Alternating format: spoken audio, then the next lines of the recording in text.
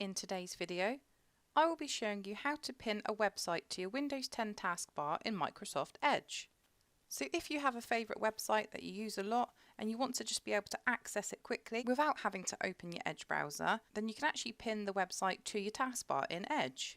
So to do this, all you need to do is open up Microsoft Edge browser and go onto the website that you want to pin. You then need to click on the three dots in the top right hand corner.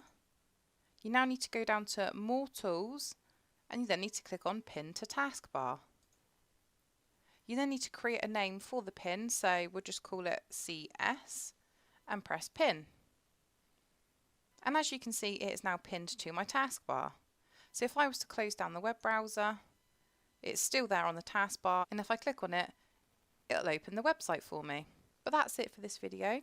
I hope this tutorial did help. If it did, hit that like button below and subscribe for more computer sluggish tutorials.